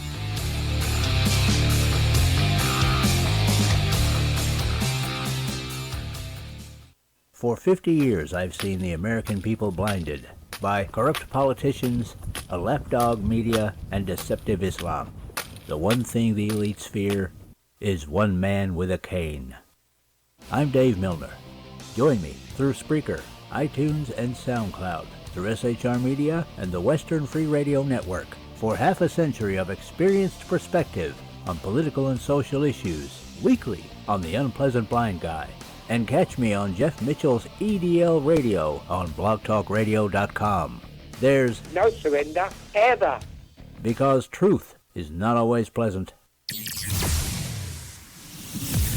Broadcasting behind enemy lines in occupied California, a mere 2 miles from the state capital, the bloviating Zeppelin's Berserk Bobcat Saloon radio show can be heard every Tuesday and Thursday night at 8 p.m. Pacific and 11 p.m. Eastern, only on the SHR Media Network. Go to shrmedia.com to listen. You can also watch on the SHR Media Facebook page and the SHR Media YouTube channel. No goldfish were abused in the making of this ad. Conservative media done right. You're listening to the SHR Media Network. Ladies and gentlemen, boys and girls, children of all ages, it's the final 25. The final 25 minutes right here in the SHR Media sumptuous, resplendent, and palatial studios, where I am broadcasting behind enemy lines in occupied California. We've had the pleasure of having Kaiser Schuff on for the entire 2 hours. He'll be here until the end of the show. And I asked before the break, I said, hey, let's talk about impeachment and what effects there may be on both sides of the aisle. There's an article from The Hill that says GOP campaign chief, backing impeachment will cost House Democrats their majority in 2020. So the chairman of the National Republican Congressional Committee, the NRCC, warned that backing the impeachment of Trump is going to cost Democrats their House, their majority, in 2020. This guy is named Tom Emmer, and I think he said in a statement, for the past 3 years, the Socialist Democrats have been obsessed with impeaching the president, backfilling in the reason after the fact. They become so radicalized by their hatred of President Trump that they're willing to plunge the nation into a constitutional crisis based on secondhand gossip. And he says, make no mistake about it, backing impeachment is going to cost the Democrats their majority in 2020. Hold on that car wash. So I'm going to ask you, Kaiser, a very important question right after this, because the funny thing is, right after that, Pelosi came out with this. Okay, again, stop. Who keeps turning the volume down on this thing? There we go. Now it's up. Pelosi, what do you have to say about that? Heading into the next election cycle, do you have any anxiety at all about any of the stuff we're talking about or anything that we're not talking about impacting your ability to hold control of the House in 2020? Doesn't matter. It doesn't matter. Our first responsibility is to protect and defend the Constitution of the United States. Well, I do also think that we will win again with our Democratic majority in the House. Okay, stop. That's enough. For me, as far as I'm concerned, that's all you need to hear. She said that the priority is to impeach Trump, and if they lose the House, that doesn't matter. Now, is that more effluvium pouring from the pie hole of Nancy Pelosi, good Kaiser Schuff?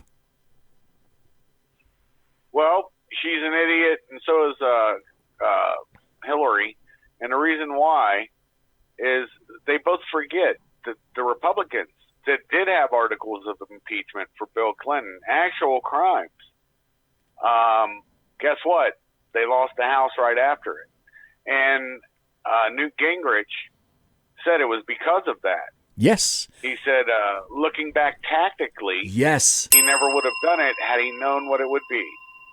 Yes, history has a funny way of repeating itself. That's why you read history. Yep. That's why you know history. Yep. The old adage of... I know what you're going to say. Go ahead and say it. I was going to say the old adage of those who forget history are doomed to repeat it. And what are we doing in our own country? This goes along with it. They took down statues, and now they're talking about taking down statues of daggone Washington. They're talking about taking down statues of other founders. It's ridiculous, and it's not going to stop. And honestly, I don't think it can stop. But no, impeachment's not a good plan, and they're going to find that out because it's sort of sad that they're pushing this agenda, honestly. It's funny because the Alaskan in chat, I was telling about how a florist came to the door earlier before the show, and Clyde was hungry, and unfortunately Clyde kind of did the florist in, but the Alaskan said how sad that the blood of the florist is all over the studio, and I said, yeah, it is sad. It's we're going to have to contact ServPro to come in and clean up, like it never happened.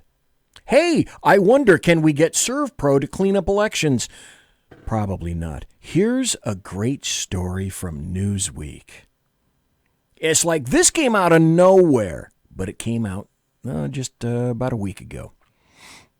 The headline is, Hillary Clinton has more people betting that she'll be the 2020 Democrat nominee than any of the actual candidates.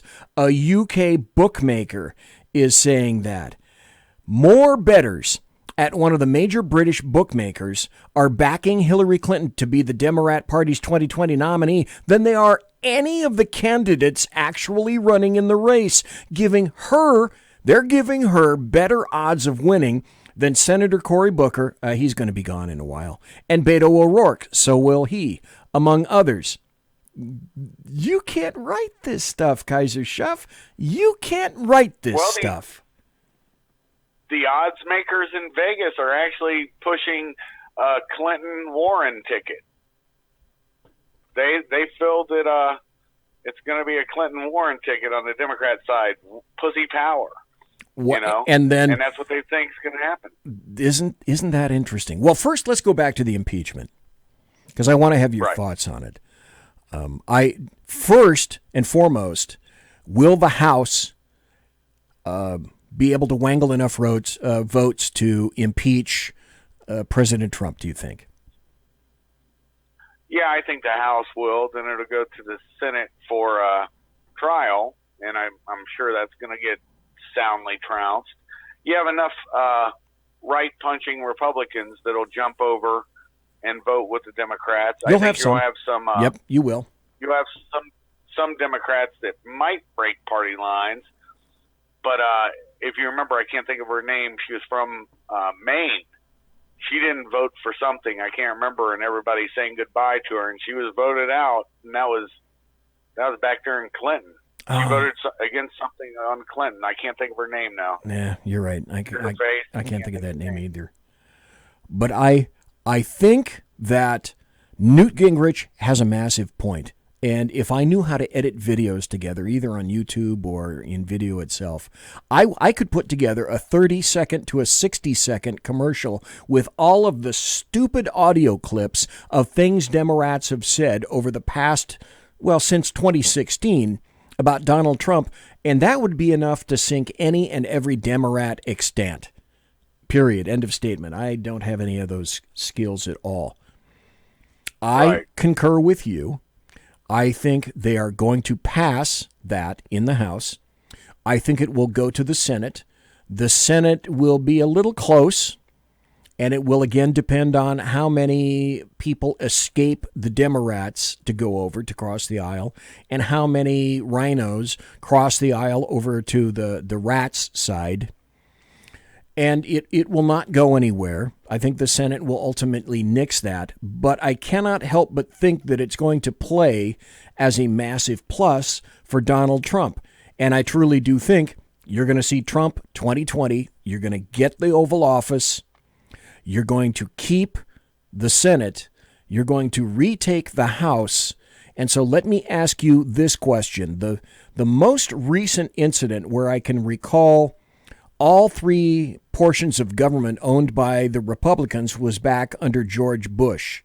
But I said then, and I will continue to say now, that the Republicans are essentially spineless, and when finally they get into power, they have no idea what to do with that power. Kaiser Schuff, do you think President Trump, OMB, Orange Man Bad, the guy with the dead orange cat on his head, has any compunction whatsoever against using all of the power that he acquires from the bully pulpit, the Oval Office, and the House and the Senate? Do you think he'll have a major hesitancy to use or wield any of that power? No, I don't think so. I think he will not be a lame duck at all. He will be... No, oh no. Oh no! Same with the Senate and the House. They will... I mean, the funniest part about the whole impeachment garbage is they're also trying to say that they need to impeach Kavanaugh again. Somehow somebody shoved his penis, it's not theirs, they shoved his penis into a woman's hand. Even the woman said that didn't happen. She doesn't remember it. But they're still going with it. I mean, Yeah, There's no end to their stupidity. There's no end to their insanity. It all gets down to one thing. They have not transformed. They've not stepped from one 24-hour period into another 24-hour period. They are still back on November 8th of 2016. They still do not recognize November 9th of 2016 that Hillary Clinton did not win the presidential election. Mike in chat says, and thank you very much for this, Mike says, BZ, the name of the senator that got voted out was Olympia Snow. That's it. So That's it. thank you very much for that, Mike. One of the reasons that BZ's chat room is so stellar and august.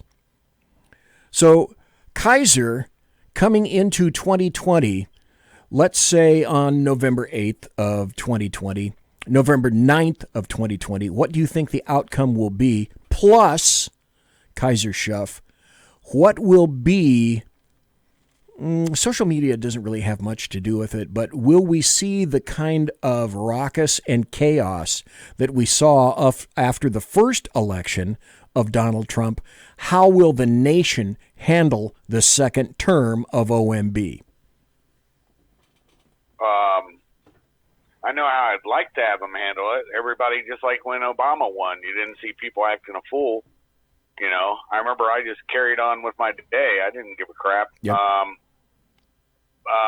But just because your guy went, it's become tribal. In all honesty, it's become very tribal, very divided. He comments on a comment that was made by a journalist, and they say that Trump wants civil war. No, that's not what he said. No. He was quoting a journalist.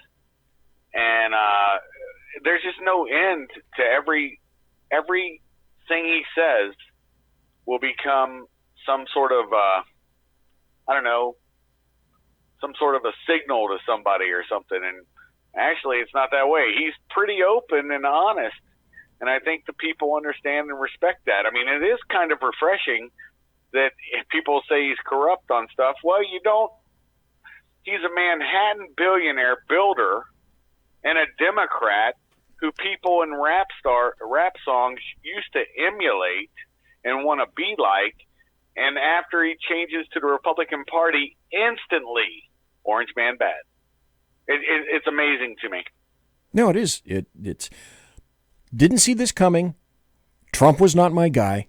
Wanted to vote for Ted Cruz. When I saw that everything went over to Trump, my choice was binary. And the binary choice was clearly simple, very, very simple. I either go OMB or I go Hillary Clinton. If I write up, yes, I am, Mike. If I go anywhere else, then my vote doesn't mean GERP. Nothing. Nowhere. So I voted for Trump. So everything. I wanted Cruz too. And I said to myself that essentially getting Trump, and then if he appoints some good SCOTUS people, that's all I care about. Now, the fact that Trump did so much more on top of that, and I literally have 30 pages that I can read to you folks, because I still have the article printed out of all of the things positive that he's done for this nation, and that he loves our military, and that he loves our law enforcement officers, which is the exact opposite of leftist Democrats and the American media maggots. Right. Everything else that he's done is gravy. It's absolute gravy. I think we got time for one more, maybe two more articles or topics to talk with you about, Kaiser. Cool. There is major deep state panic. On 2 points. One, we're talking about the guy, the attorney who's investigating all the stuff, and I named him earlier. I can't think of his name. And also Durham. Thank you. And also Barr.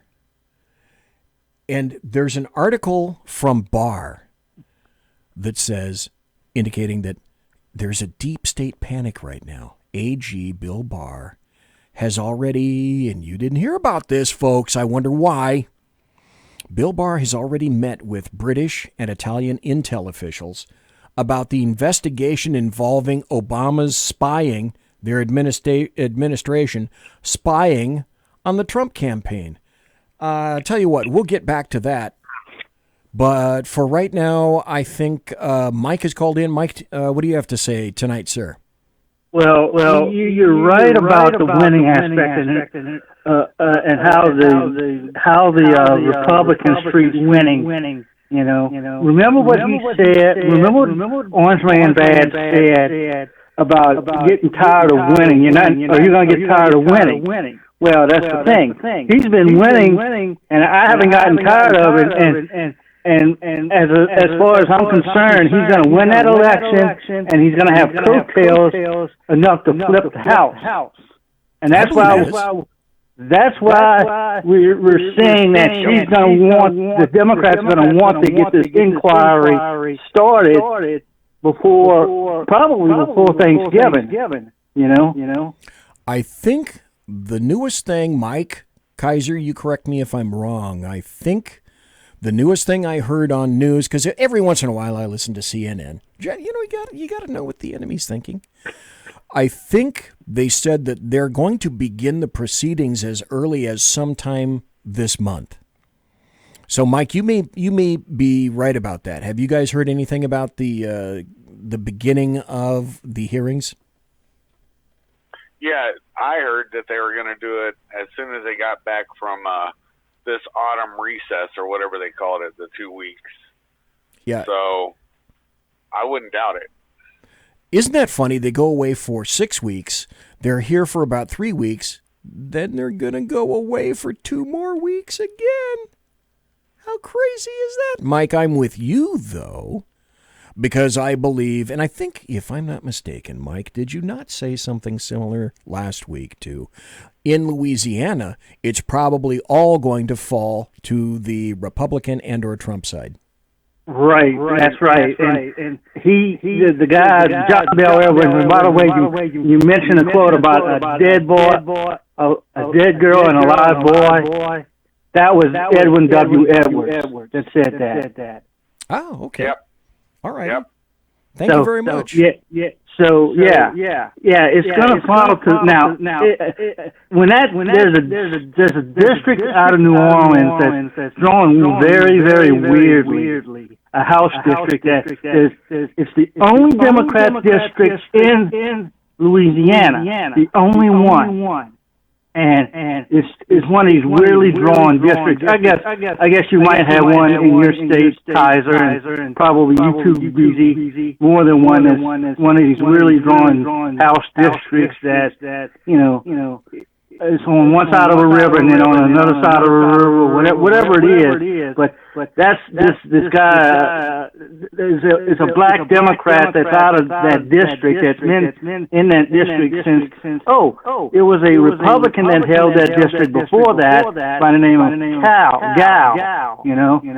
that he had beaten, so he's probably going to lose that district once they redistrict that thing.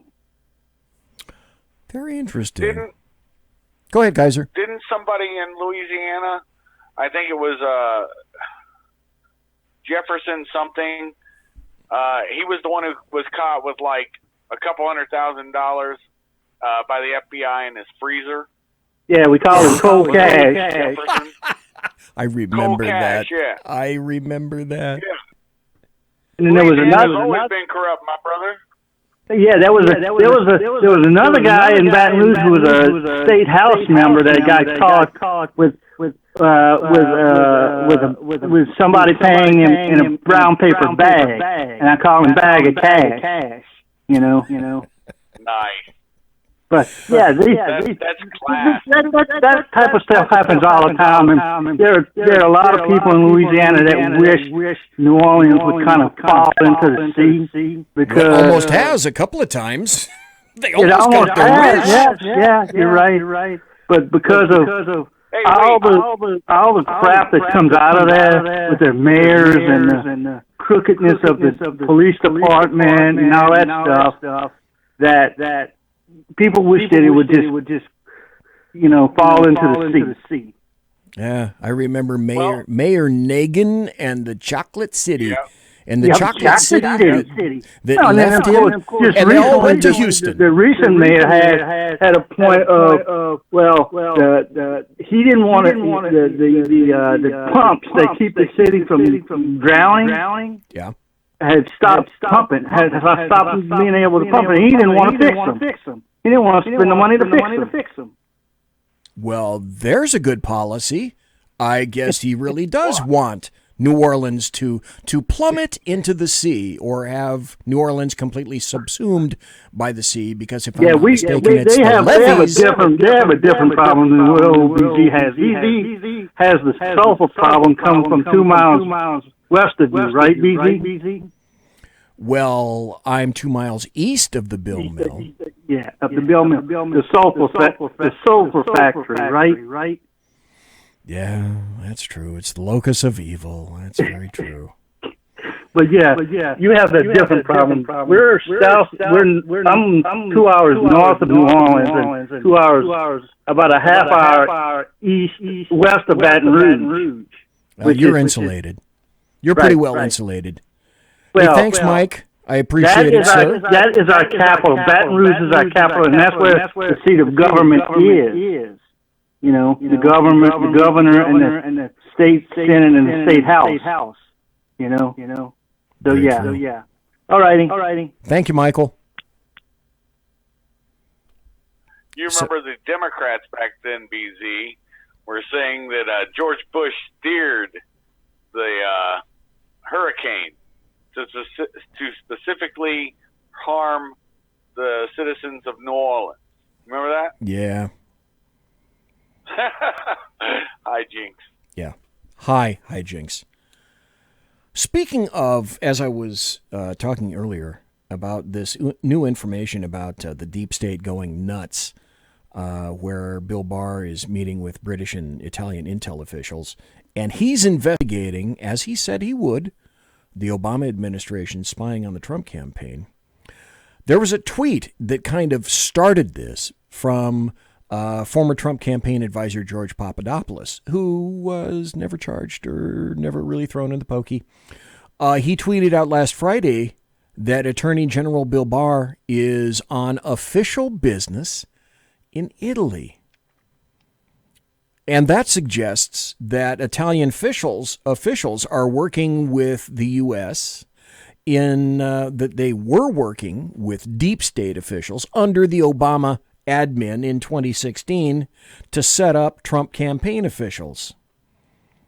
I find that very interesting.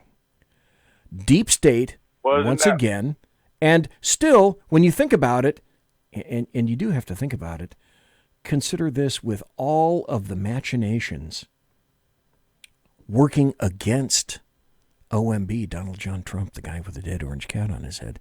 And still they couldn't install Hillary Clinton in the election. Oh, my God. Yep. How stupid are you? But I got to say this. Kaiser, you brought up an interesting point that I had not considered, and I should.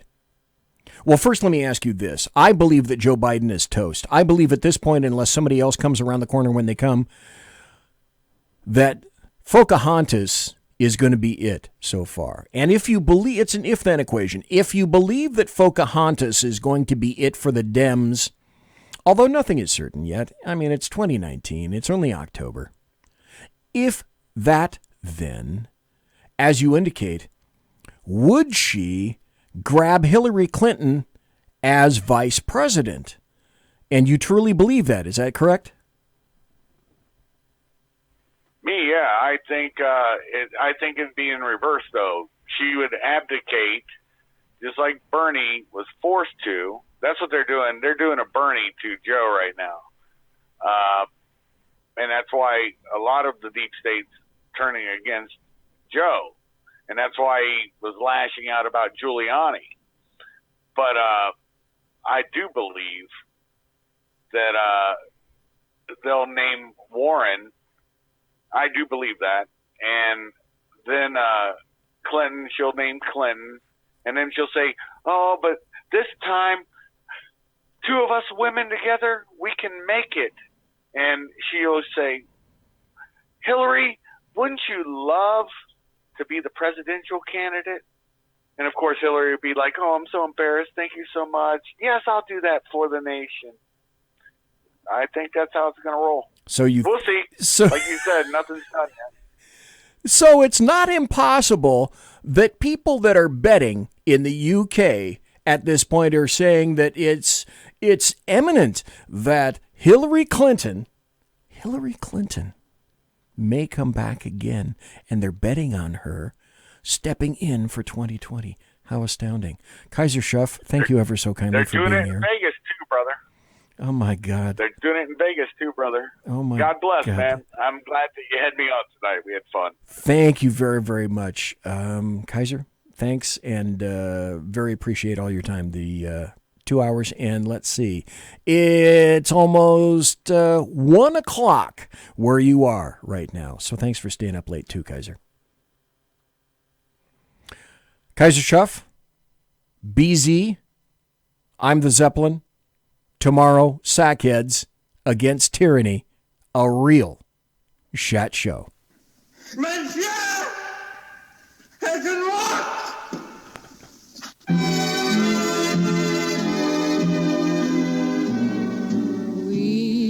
Ladies and gentlemen, boys and girls, children of all ages, thanks for listening to the Bloviating Zeppelin's Berserk Bobcat Saloon radio show, live and direct right here from the SHR, the sumptuous, palatial, and resplendent SHR Media studios, where I was, and I'm still for a minute or two, broadcasting behind enemy lines in California. If you want to contact me, you can find me on Twitter at BZEP, at BZEP, or my blog, bloviatingzeppelin.net. Promotional consideration, as per normal, is by the Lockheed Martin Skunk Works and also by Pratt & Whitney Engines Thrust. You can trust. Tiaras are by My Little Pony. To the folks that I know. Thanks to my personal KC-135 Kettle One refueling team contingent, with whom I will be consorting in less than 1 hour. Bank on it. Thanks to Kaiser again for being here for the entire show. Thanks to you for listening live. Thanks to everybody for being in chat. Thanks for listening in podcast. I appreciate the time that everybody takes to listen to me live or later, being in chat, etc. God bless, take care, be safe. Shat Show tomorrow night. How do I know? I'm going to be in it. See ya.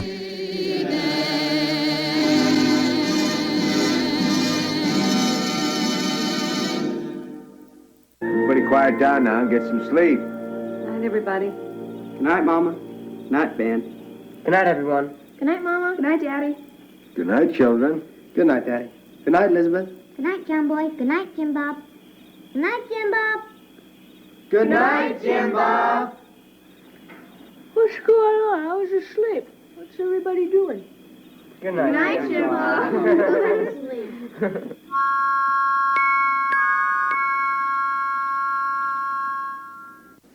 Good night and good luck.